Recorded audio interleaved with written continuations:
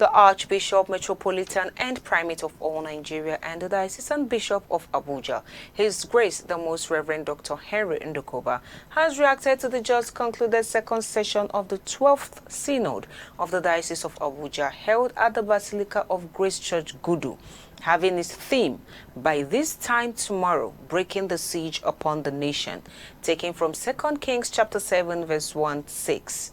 In an interview with journalists in Abuja, the primate noted that God will arise and intervene in the situation of the country. It has been a wonderful time in God's presence, and the Word of God has come to us over and over again in the Bible study, in the messages, sermon, and the teachings that we have received. And rising from this synod, we thank God that He has opened our eyes and our heart to give us understanding that the things that we are going through as individuals, as families, as a church and as a nation have spiritual roots, foundations, which is rooted in our sin, disobedience, and outright rebellion, and oftentimes impunity, in which we insist on going our own way rather than obeying God.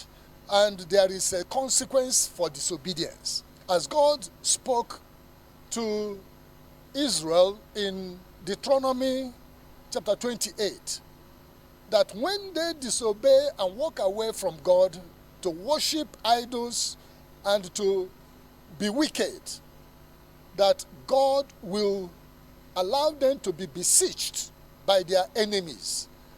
Siege is a very terrible military tactic. And whenever a city or a nation is under siege, there are so many evil things that happen.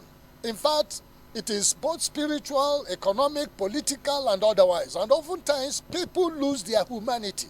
When they are dehumanized, people can do anything. They can sell their children, they can eat human beings, they can destroy anything, and they will be kidnapped and treated badly by their enemies. And this is what we are going through in Nigeria. So that is why we have considered this theme, by this time tomorrow, breaking the siege that is upon the nation. And we have waited upon God, we have sought the face of God, we have prayed. And our belief and trust is that the Lord will intervene. The Lord will arise for us and break this strangling hold that is upon Nigeria.